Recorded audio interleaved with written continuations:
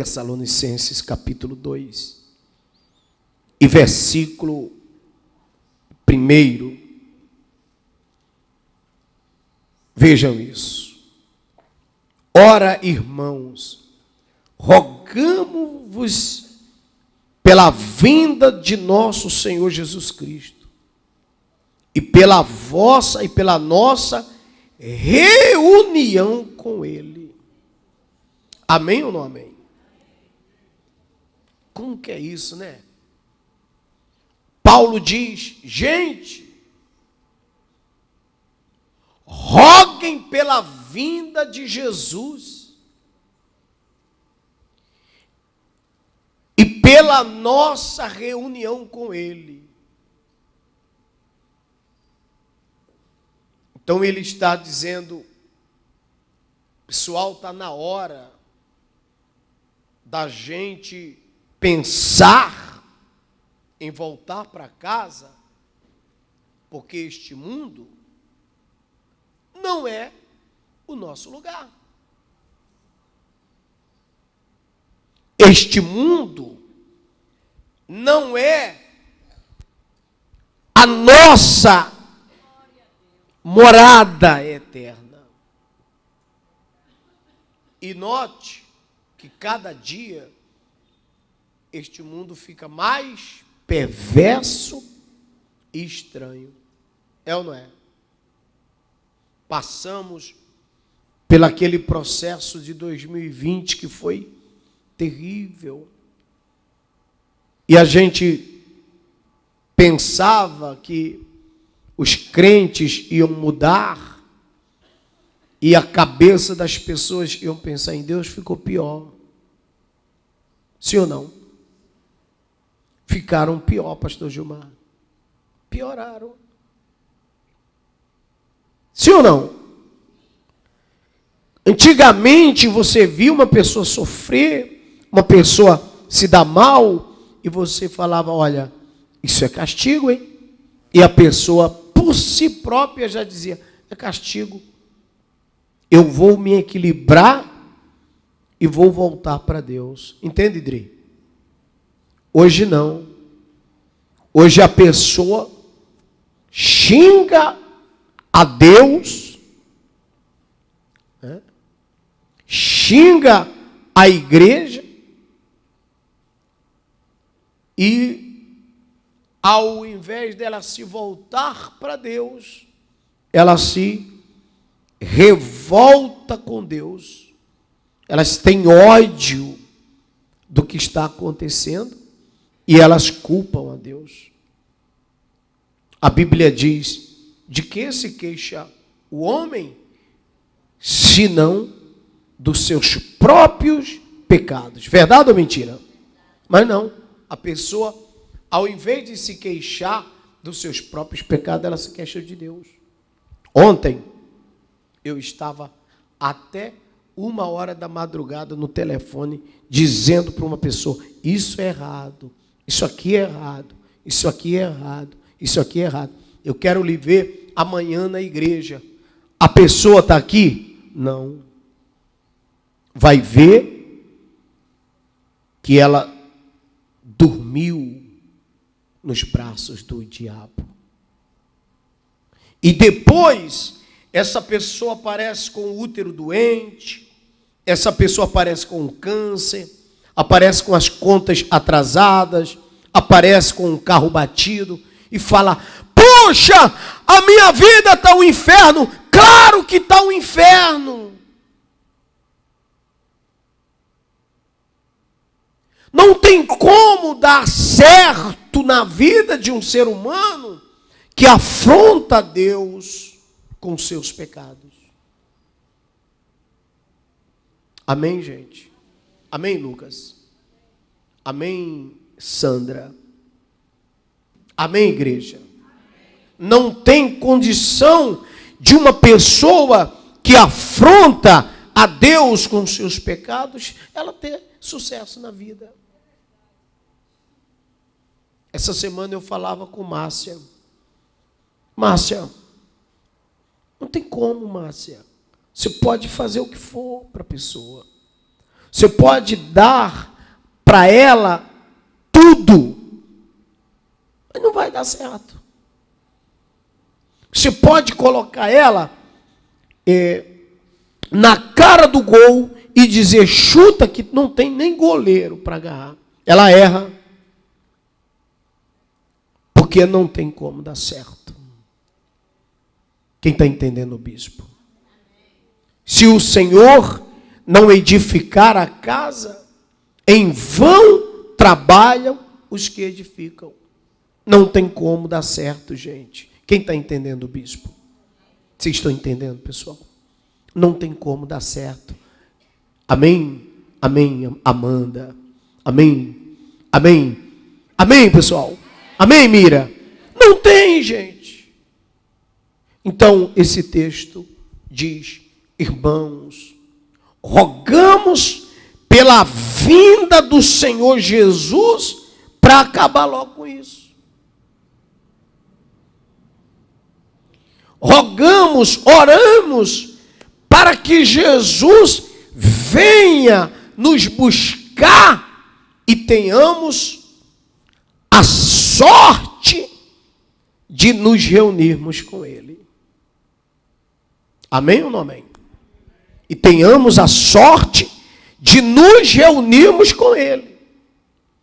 Porque Ele vai vir para arrebatar a igreja, para levar a gente embora daqui, do sofrimento. Mas Paulo diz para a gente orar, para não perder essa reunião. Uau! Bem forte, gente. Bem forte. Glória a Jesus. Glorifica forte, gente. Então, oremos para que a gente se segure forte no altar, Lucimar. Para não perder dele vir e não levar a gente. Porque daqui para frente, o mundo tá terrível. Vocês estão sentindo que a coisa vai durar muito, gente? Eu não estou sentindo. Eu não estou sentindo. Caramba, estão fazendo robô igual gente. O negócio está doido. Vai chegar uma hora que vai dar medo estar no mundo. Sabia, pessoal? E Jesus falou disso. Então ele sempre avisou que vai chegar o fim. E no versículo 2 diz assim, que não vos movais facilmente do vosso entendimento, nem vos perturbeis, quer por espírito, quer por palavra, quer por epístola, como de nós, como se o dia de Cristo estivesse já perto. Ele diz aqui, gente, que vocês não se movam facilmente do vosso entendimento, que ninguém arranque a convicção de vocês. Por quê? Porque vão tentar fazer a cabeça de vocês, mudar a cabeça de vocês, para vocês parar de vir para a igreja, para vocês parar de ser fiel a Deus. Cada hora aparece uma teologia nova que distorce o conhecimento de Deus. Ontem eu preguei numa consagração lá no Parque Analândia, ontem de manhã, e eu falava lá que as coisas novas que as pessoas entendem hoje são coisas novas que apagam a origem da criação de Deus. Isso é perigoso. Tudo que estamos vendo hoje são coisas para apagar a fé da gente, a criação de Deus, para desfazer da criação, do Criador. Amém, pessoal? E vocês não podem perder a origem da fé de vocês, a existência de um Deus na vida de vocês. Porque no dia que vocês passar a acreditar no que está sendo ensinado aí fora, vocês vão ficar vulneráveis, porque o poder de Deus, a existência de Deus sendo apagada da vida de vocês, vocês vão ficar fracos, e quando vocês ficarem fracos, a ira de Deus vai vir, e o inferno vai montar em cima de vocês, vai destruir a vida de vocês. Então, não perca a sua essência. Diga para quem está do seu lado, aquilo que é errado, diga, continue acreditando que é errado. Amém, gente? Versículo 3. Ninguém de maneira alguma vos engane. Bem alto, lê bem alto. Porque não será assim, sem que antes venha a apostasia e se manifeste o homem do pecado, o filho da perdição. O apóstolo Paulo diz, não adianta, ninguém se engane, ninguém de maneira alguma se engane, porque não será assim, sem que venha primeiro uma frieza. A igreja, os irmãos, os pastores,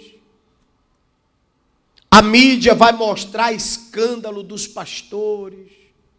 A internet vai mostrar as fragilidades, as vísceras dos bastidores da igreja. Olha para mim, por favor.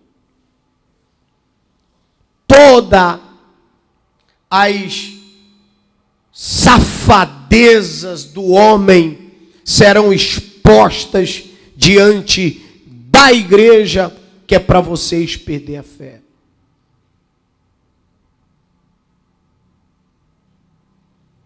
Tudo trabalha para vocês perderem a fé.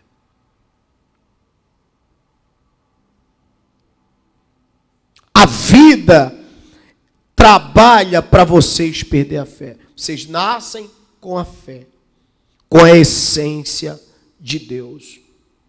Mas é uma caminhada muito complicada.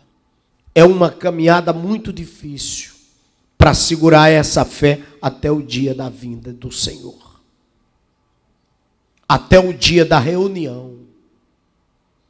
Por isso que o texto diz aqui, orem para que vocês vejam o arrebatamento, mas também estejam na reunião.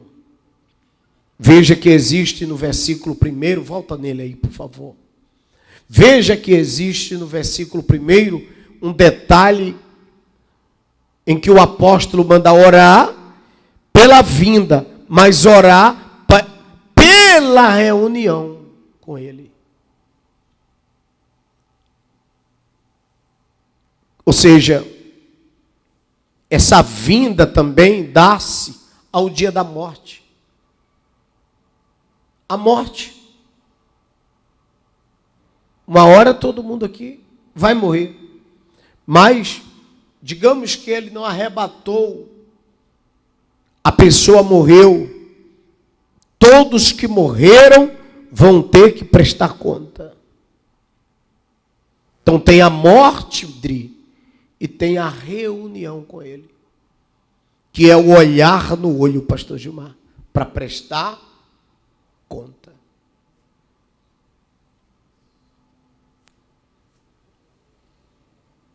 Se ele não estiver conosco, e como um pastor, eu olho para as pessoas e vejo, e minhas lágrimas descem, Porque você está dizendo todo dia para a pessoa, puxa, não faz isso, isso aqui vai te levar para o inferno. Mas a pessoa está tão desconcertada e tão desconexa da verdade de Deus, que ela entra num ouvido e sai no outro. Sim ou não? Quantos de nós estamos aqui com as lágrimas descendo na alma, porque parentes nossos, a gente faz de tudo. Agora mesmo, mandaram para mim aqui uma foto do Vitório, lá no hospital. Quase mataram o Vitório. Ninguém sabe por quê. Quase mataram. Mas Deus me levantou, entreguei o recado aqui para ele. Aí a gente entrega o recado para o outro. Aí tem um profeta, vai lá e fala para o outro. Tem outro, fala para o outro. Olha, essa pessoa não serve para você. Essa pessoa não está boa. Isso aqui não está puro. Mas as pessoas acham que a gente, pastor Isabelle, quer se meter na vida delas. Não é que a gente quer se meter, que nós somos anunciantes de Deus. Nós somos mensageiros. Somos profetas de Deus. Nós não temos nada a ver com a vida de vocês, mas nós somos pastores de vocês, poxa. Nós somos os pastores de vocês. Nós não somos qualquer pessoa. A gente sente quando vocês estão errando. A gente sente quando vocês estão precisando de oração, de ajuda. E você vai voltar para casa agora, daqui a pouco, pensando, tudo bem, o mundo está acabando, a coisa está ficando horrível, está ficando feia, mas está acabando. Mas e a minha reunião com Cristo? Eu vou ter uma reunião com Cristo para dar conta ou não? Para entrar no céu ou não?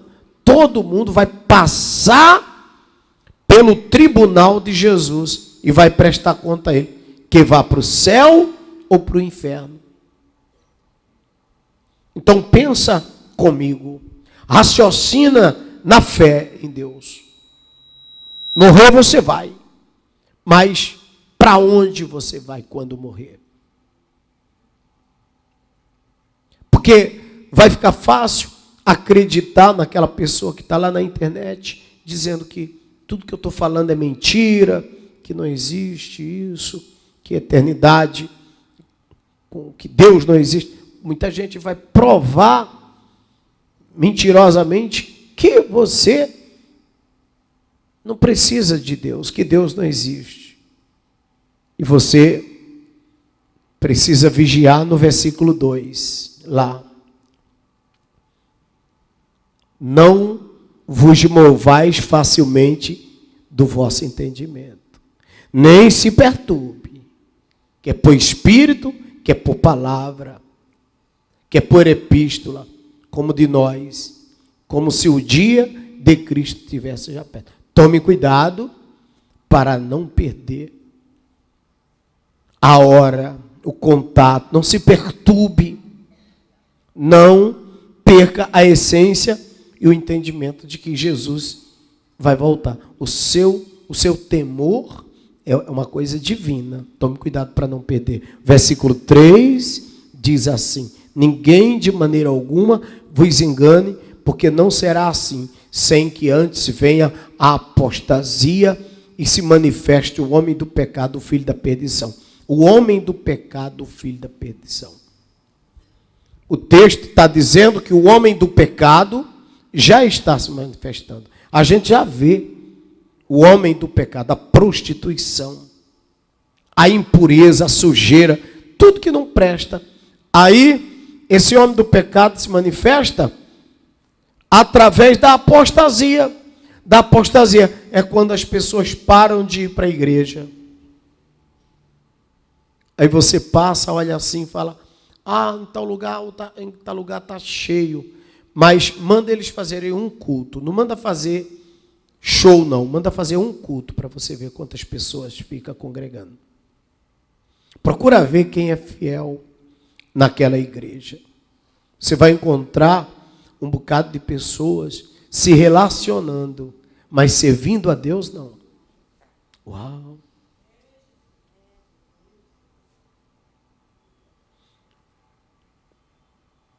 Sabe o que é fé? Fé é quando ninguém te bajula para você ficar na igreja e você fica. É quando ninguém faz programação para te prender na igreja e você está preso ali. É muito fácil manter uma igreja cheia. Vou dar para vocês uma ideia, que eu poderia transformar isso aqui amanhã. Cria um grupo de retiro, um grupo de casais, cria um grupo de jovem, um grupo de esporte, um grupo para jogar futebol, um grupo para fazer luau. Se eu der atividade, só atividades físicas, eu vou formar vários grupos e vou encher isso daqui. Mas pergunta quem está aqui, por entretenimento e porque serve a Deus. Hoje, os que estão aqui, estão porque servem a Deus. Procura ver quantos entretenimentos tem dentro das igrejas. Entretenimento. Então chega uma hora que você precisa pensar: eu estou ali por Deus ou eu estou ali por causa de um entretenimento ou de uma família minha? Porque é inútil você estar aqui por causa de família. Você tem que, com 10 anos de idade, largar a fé do teu pai e da tua mãe e ter a tua própria fé. A partir de 10 anos de idade, desmama do teu filho e ensina ele a ter uma fé para se virar. E existem muitos aqui ainda mamando na teta,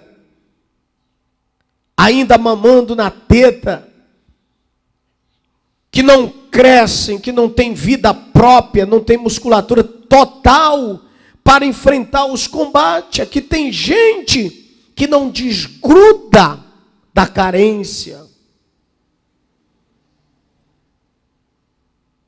Vivem empobrecidas espiritualmente e nunca vão melhorar, porque nelas não existe uma independência de viver,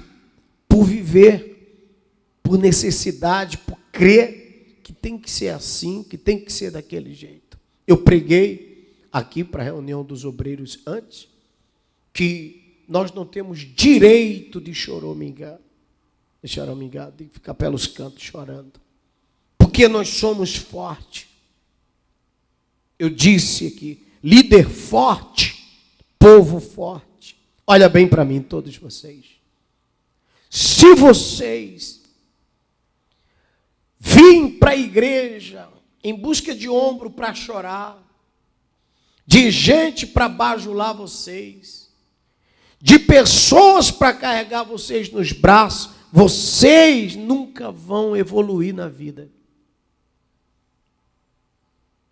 É aquela teoria do salmista: de 1000 cairão ao teu lado, 10.000 à tua direita, tu não serás atingido. Se não for desse jeito, Rio de Janeiro, se não for desse jeito, pena de vocês.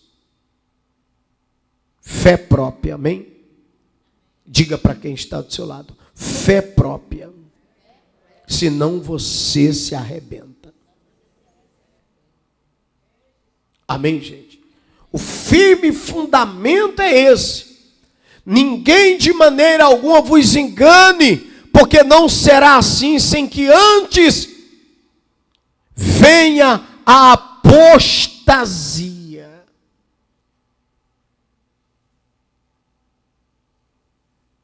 A vinda do Senhor Jesus Cristo vai dar-se assim. Primeiro, o esfriamento na fé, para saber quem está aqui por Deus ou quem está aqui por bajulação, por entretenimento ou por causa de família.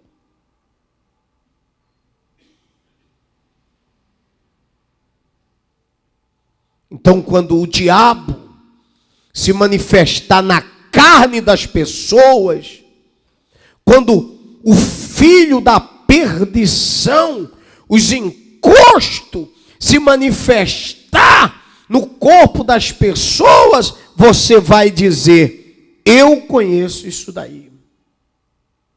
Então ninguém tira a minha fé, ninguém me tira da igreja, ninguém faz a minha cabeça. Eu não sigo marido, eu não sigo mulher, eu não sigo filho, eu não sigo pai, eu não sigo mãe. Eu tenho a minha fé própria. Eu ajudo todo mundo, mas eu tenho convicção daquilo que eu quero para a minha vida.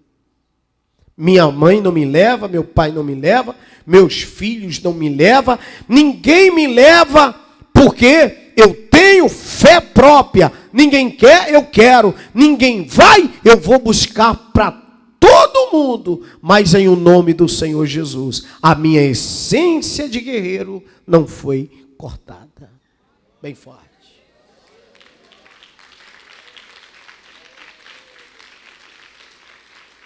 Agora, você olha, teu marido faz uma proposta para você, você cai.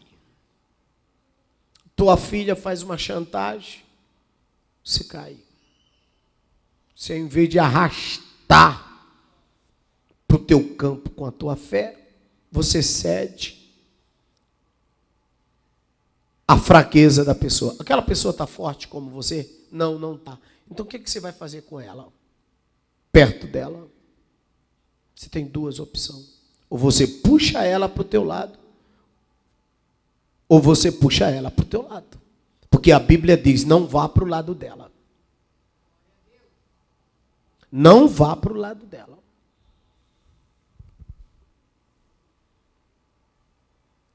Ontem, eu tinha um compromisso com Lucas, Ariane, Dona Roberta. Mas eu falei, antes desse compromisso, eu tenho uma consagração. Primeiro tem que fazer uma oração, uma consagração, até meio-dia. O diabo não tira a minha convicção. Nada tira a minha convicção. Eu não troco nada.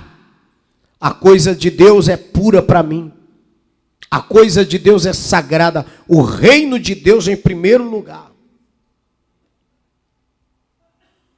Depois da minha vida completamente a serviço de Deus, tudo bem.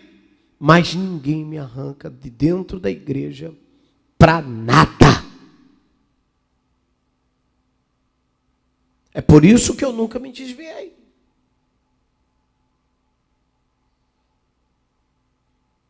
Por isso que eu nunca fiquei sem congregar, sem a minha igreja. É por isso que eu disse ontem na consagração que eu estou crente há 40 anos na mesma igreja. Por que eu vou mudar? Para onde? Se Cristo me alcançou aqui, por que eu vou mudar? Não foi aqui que Cristo me encontrou, salvou a minha alma? Não foi aqui que Ele me revelou a sua graça? Por que eu vou apostatar para manifestar o filho do pecado, o homem do pecado, o filho da perdição em mim? Por que eu vou deixar o homem do pecado atrapalhar uma coisa que Deus me deu para fazer?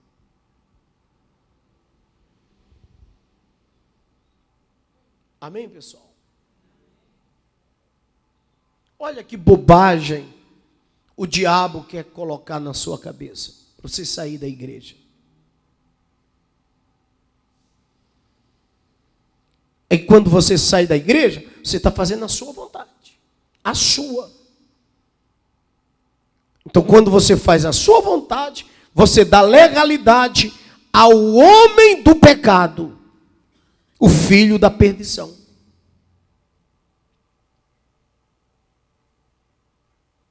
Aqui, muitos de vocês já receberam o convite, já foram tentados e até testados a fazer essa troca. Mas resistiram.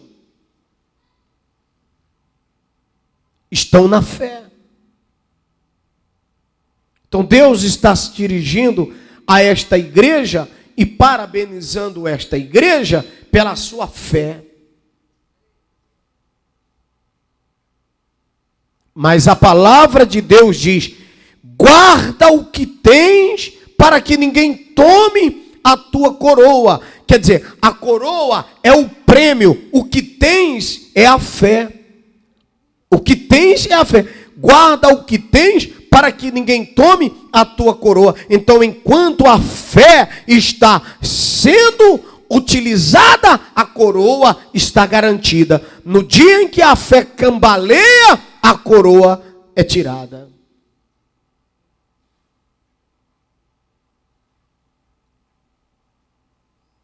E nós temos que tomar cuidado com duas coisas: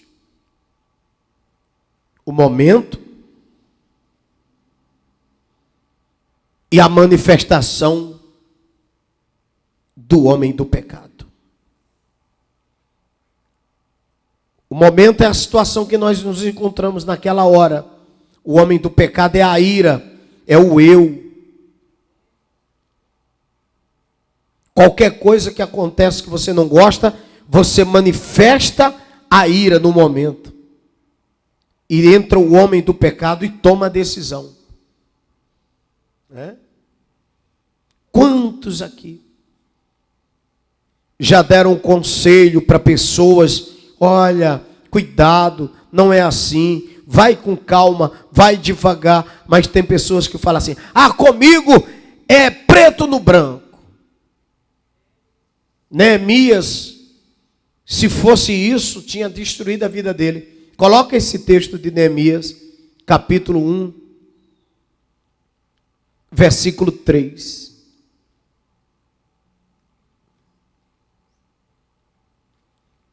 Disseram-me os restantes que ficaram do cativeiro lá na província: estão em grande miséria e desprezo. O muro de Jerusalém fendido e as suas portas queimadas a fogo. Verso 4. E sucedeu que, quando ouvindo eu estas palavras, assentei-me, chorei, lamentei por alguns dias e estive jejuando e orando perante o Deus do céu. Faça isso. Quando você escutar alguma coisa, em vez de decidir alguma coisa, primeiro faça isso. Quando você ouvir uma desgraça, se sente, chore, lamente, jejue e ore. Bem forte.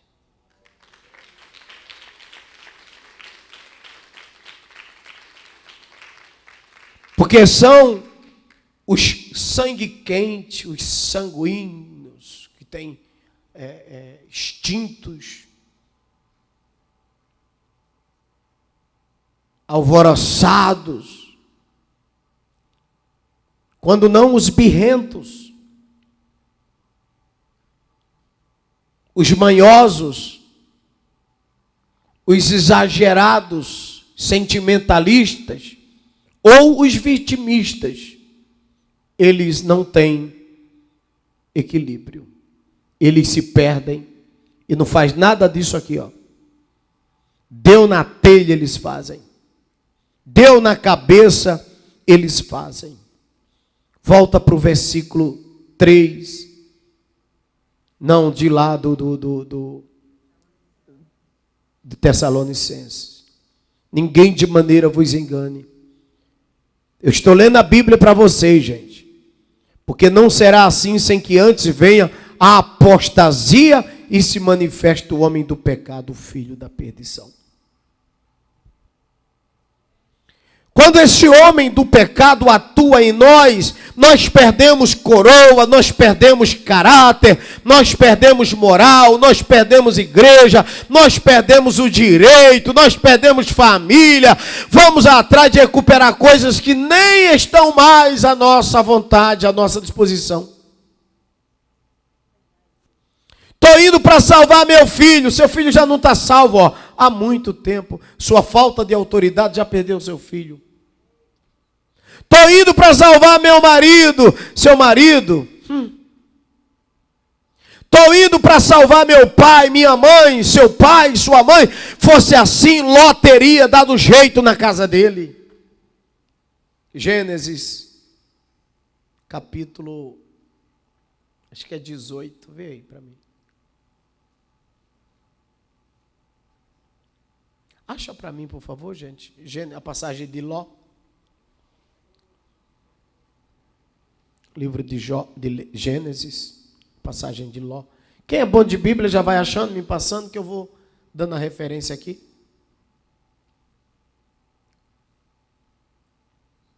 Lê, acho que é 48, está aí? 48.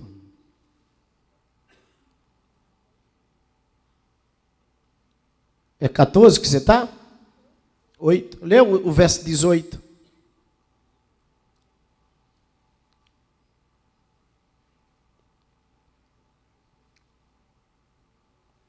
Então volta. Vocês acham aí a passagem de Ló que eu quero ler só para vocês. Eu estou marcado aqui, mas é que eu estou com uma série de versículos na Bíblia. Gênesis, é a passagem de Ló, né? Quando Ló saiu de casa. 19, pastor Gilmar, verso 18 parece, deixa eu ver. De Gênesis, 19, 18. Isso, e aconteceu que tirando-os fora, disse, escapa pela tua vida, não olhes para trás de ti, não pares em toda esta campina, escapa lá para o monte, para que tu não pereças. Aqui ele estava se referindo a uma fé própria, uma fé individual, não uma fé conjugada. Eu não tenho obrigação de salvar meu filho, eu não tenho obrigação de salvar minha filha, eu não tenho obrigação de salvar ninguém. Escapa por tua vida. O que eu dou é testemunho, o que eu dou é conselho, mas se essa gente não quer, eu também não posso ir com eles. Que inferno o diabo está fazendo na sua cabeça? O diabo, talvez o próprio pastor da sua igreja, está te importunando, infernizando sua cabeça, atribuindo a você um erro que não é seu. Que eu já vi muita gente bater no pastor da igreja, bater no membro da igreja, bater no presbítero por causa do filho. As escolhas que os meus filhos terão, eu não posso me responsabilizar por ela. Educa no teu filho o caminho que deve andar, que depois de velho não se desviará dele. A palavra não se desviará dele, é tirar da cabeça o que aprendeu, mas andar na doutrina que você ensinou, isso aí é se ele quiser.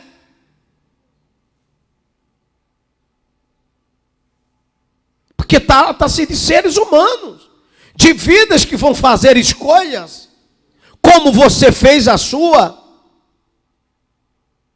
Senão daqui a pouco nós não vamos mais caminhar, ou vamos nos culpar pela merda que eles estão fazendo. Eu não estou fazendo. Então o diabo não vai imputar em mim culpa de ninguém. E nem eu vou matar porque fez, ou morrer porque está fazendo. Porque chega uma hora que se nós não tivermos essa cabeça aqui, quem perde a salvação é a gente. E aconteceu que tirando-os fora, disse, escapa-te por tua vida. E quando ele disse, escapa-te por tua vida, não olhes para trás de ti. Não olhe para trás de ti. Porque o diabo ainda vai dizer, eu perdi meu filho porque eu não fui sábio, inteligente. Isso é uma armadilha, isso é a maior armadilha para cima dos pais, para cima de alguém. Isso é a maior armadilha para chamar você de fracassado, para dizer que você falhou. O diabo quer achar um culpado, dizer que você falhou.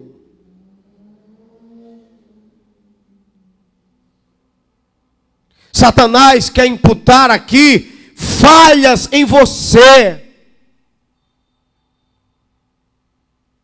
Mas você não falhou coisa nenhuma. É que o seu filho não tem fé própria. Você não está tendo fé própria. Nessa casa está um imbróglio, uma misturada desgraçada. E ninguém sai na frente. Alguém precisa sair na frente. Senão o anjo vai dar um chalavanco e vai dizer, olha, você vai ter que tomar uma decisão. E a decisão é, escapa pela tua vida.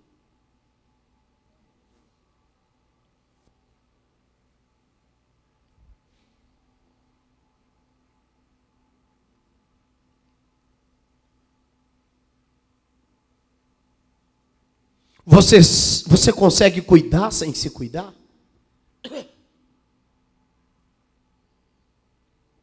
Seus filhos lhe tiram da igreja, se eles mesmos não estão firmados. Seus filhos lhe puxam da raiz, se eles mesmos não têm raiz. Seus filhos podem ser os mais maravilhosos do mundo, mas eles precisam dizer para os seus amigos, meu pai, minha mãe congrega em uma igreja e eles não saem por nada. Exemplo para mim. É isso. Mas o pai sai. A mãe vive mudando de igreja. O pai mudando de igreja.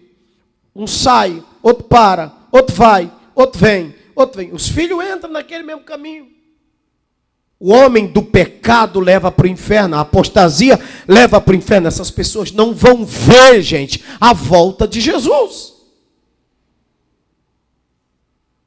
Qual o alvo da missão? Ver Jesus e estar na reunião. O que nos trouxe aqui essa manhã? Eu aconselhei essa semana pais aqui que me procuraram, me contando do estado dos filhos. Pais sem moral em casa.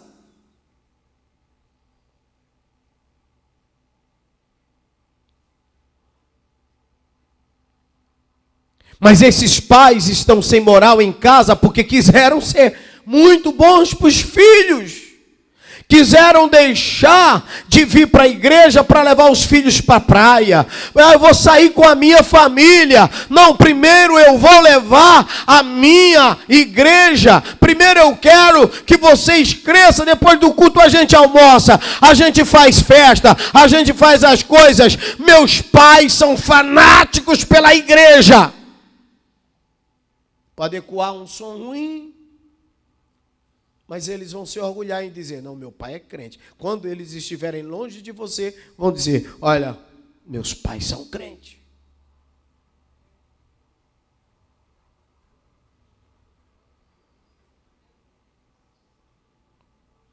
O filho que arrasta o pai. Olha, eu tenho hoje a minha filha, Júlia, Ariane convive com ela, né, Ariane? Olha, eu me orgulho daquela menina. Eu me orgulho daquela menina. Ela está fazendo um curso agora, ela entra às 8 horas da manhã, sai 10 horas da noite. Um curso caro para passar para a Unicamp, a maior universidade de medicina do Brasil. Quando foi ontem, ela mandou para mim, pai, preciso fazer um curso de matemática, é tanto. Preciso fazer um curso de redação, é tanto. Já são 3. Confinada, né, Ariana? Confinada dentro de uma escola. Ela mora praticamente dentro da escola. Quando sai da escola, vai para a casa de uma senhorinha, esposa, uma viúva, esposa de um pastor. Mora lá, está com ela. Até eu preparar um apartamento melhor para ela. Está lá com a viúva do saudoso pastor Isaac Pedro.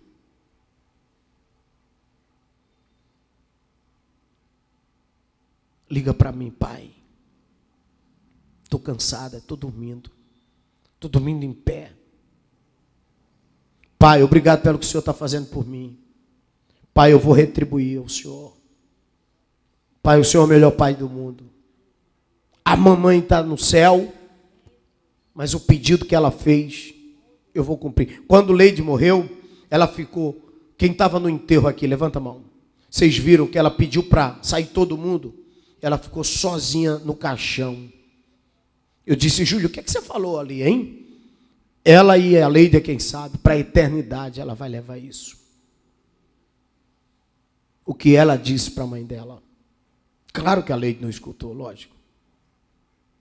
Mas o princípio de honra foi o que a gente ensinou.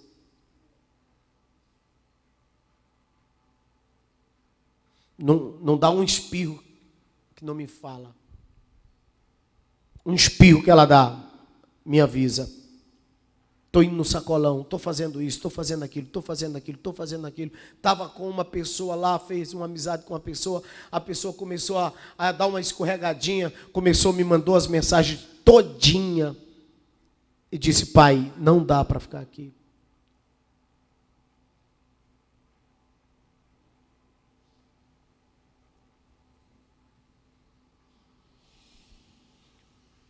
Se um dia mudar, fazer o quê? Mas até aqui, está ouvindo o que aprendeu. Mas também passou 3 anos e 6 meses dentro de casa, com o pai viúvo, vendo que dentro da minha casa não entrava ninguém, vendo que dentro da minha casa sempre houve uma coisa chamada oração, minhas devocionais junto com ela, um livro desse tamanho para a gente ler todo dia, fazer devocional, enquanto ninguém me entende, eu faço a minha devocional. Porque eu trabalho esperando Jesus para manter a minha fé firme, para que o homem do pecado não entre e me arrebente as vísceras e destrua a minha alma. É por isso que eu não dou a minha satisfação da minha vida para as pessoas, porque eu vivo a minha vida com Deus. Era isso que eu queria que essa igreja aprendesse o tempo todo, a ter uma fé independente.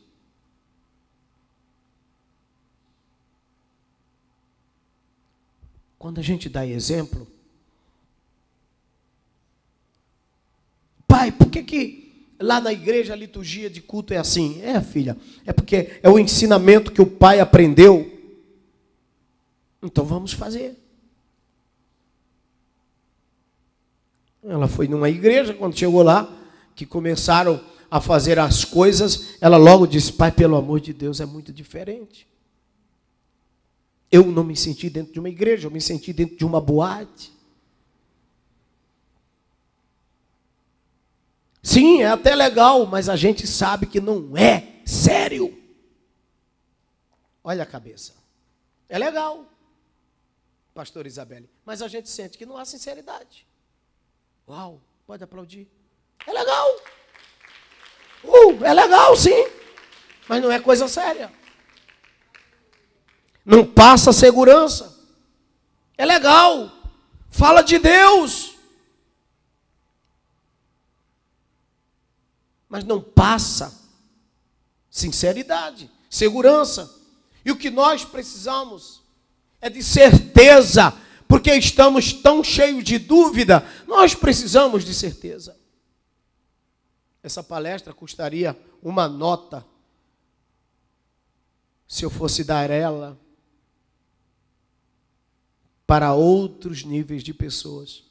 Deus lhe dá de graça. Olha como Ele te ama.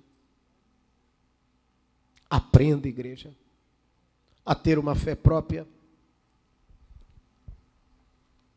Para terminar, o versículo 4. O qual se opõe e se levanta contra tudo que se chama Deus, ou se adora, de sorte que assentará como Deus no templo de Deus, querendo parecer Deus. O homem do pecado, pastor Carlos Henrique, que a gente estudou outro dia sobre ele aqui. Esse versículo 3 é o que dá sequência ao 4. O homem do pecado, filho da perdição, se opõe, se levanta contra tudo que se chama Deus, ou se adora de sorte que se assentará como Deus no templo de Deus, querendo parecer Deus, pastor Gilmar. Eu preguei ontem sobre as inovações, renovações, com aparência de Deus, mas é demônio. Porque vamos ser sinceros, aquilo que você sabe que é pecado, é pecado. E aquilo que você sabe que é pecado, e tem certeza que é pecado, e vê Deus tolerar como se não fosse pecado, duvide desse Deus. Duvide desse Deus que te massageia, que massageia teu ego. Duvide desse Deus que diz que você está bem quando você não está, que você está certo quando você não está, que é para você ficar sem a consciência pesada. Se a tua consciência está pesada do pecado que você praticou, duvida desse Deus que te convence que pecado não é pecado, poxa. Não?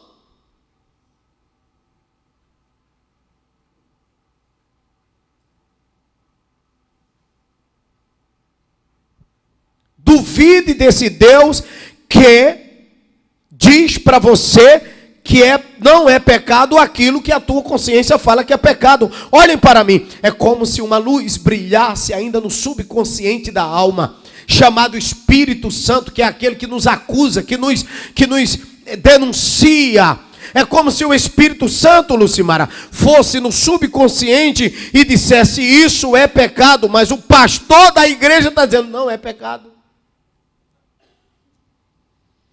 A igreja está dizendo: isso aqui não é pecado, isso aqui é porque Deus te conhece que é falha, mas peça perdão que Deus perdoa. E você sabe que você está precisando de umas chicotadas, você está precisando de apanhar de Deus, você está precisando jogar o rosto no chão, confessar suas misérias, suas moléstias, mas a igreja está dizendo: não,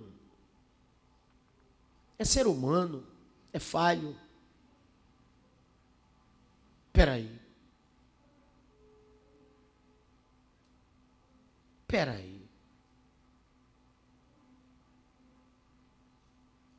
Vamos adorar para esquecer. Dentro da igreja, alguns louvores estão parecendo cachaça no mundo. Bebe para esquecer. Afoga na bebida para esquecer teu problema. Fuma maconha, te droga para viajar. Na igreja, você chega cheio de pecado, precisando ouvir a palavra e confessar as suas misérias. O pastor fala: não, vamos louvar, que é para esvaziar a alma.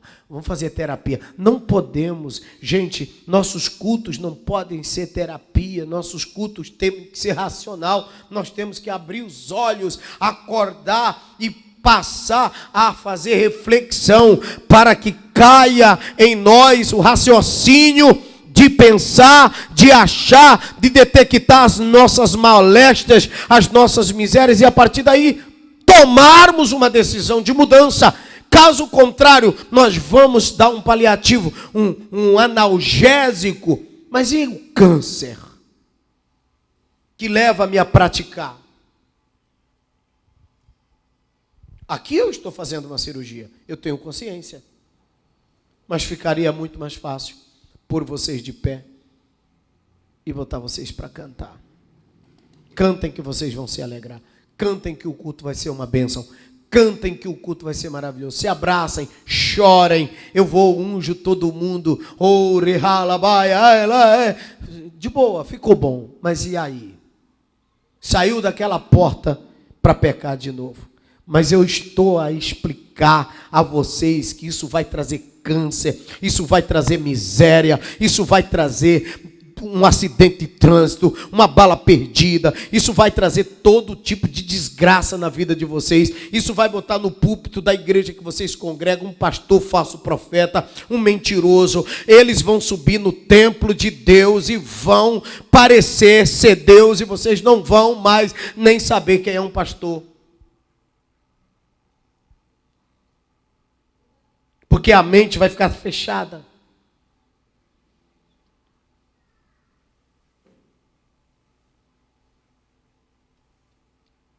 Segunda Coríntios 5:17.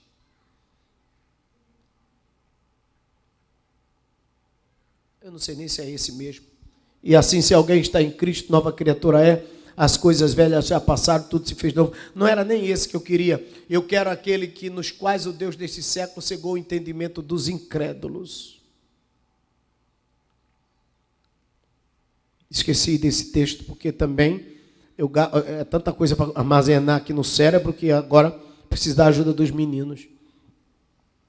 No qual o Deus deste século, o Satanás, o demônio do tempo presente, o pastor do tempo presente, o pastor corrupto. Bora, 2 Coríntios 4:4, leiam comigo bem alto. Nos quais, leiam, o Deus deste século cegou os entendimentos dos incrédulos, para que não lhes resplandeça a luz do evangelho de Cristo, da glória de Deus, da glória de Cristo, que é a imagem de Deus, que parece com Deus. O evangelho que parece com Deus.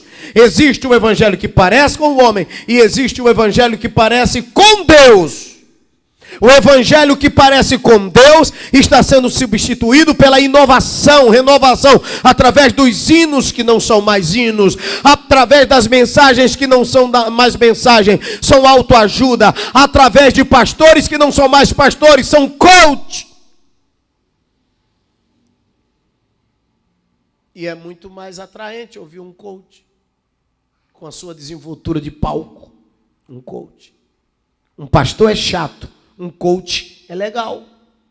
Um pastor bota a igreja toda calada para refletir. Um coach já tinha mandado você virar para lá, virar para cá, olhar para lá, vir de lado, vir de frente, já teria inventado uma dancinha. Isso aqui estava uma festa, estava todo mundo rindo.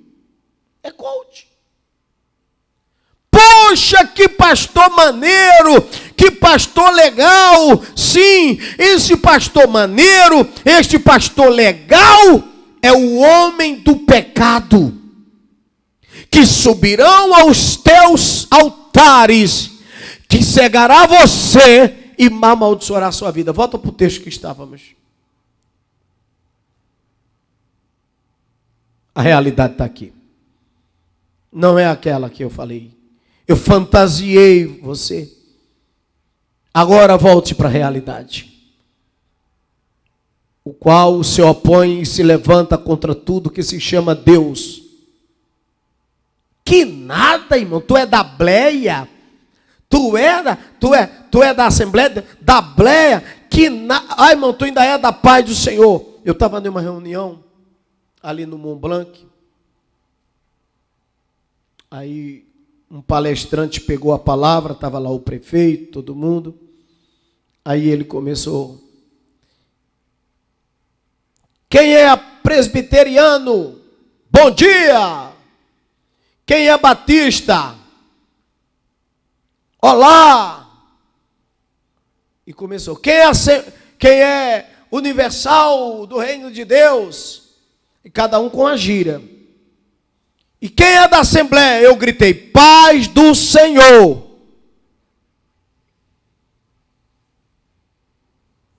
Paz do Senhor. Eu não tenho vergonha de dar a paz do Senhor. A paz que excede todo entendimento. Eu chego a me arrepio. Todo mundo riu.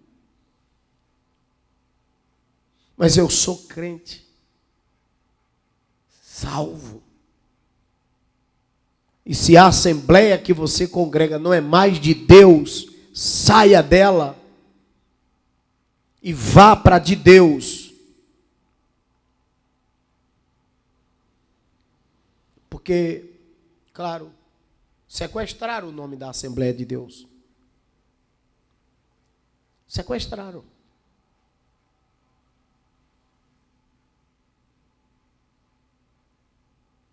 Nós não somos amigos do Evangelho, irmãos. Nós não sentamos na mesa dos escarnecedores. Nossa comida não é podre, suja, imunda. E que os nossos pastores sejam homens de Deus e que vocês identifiquem.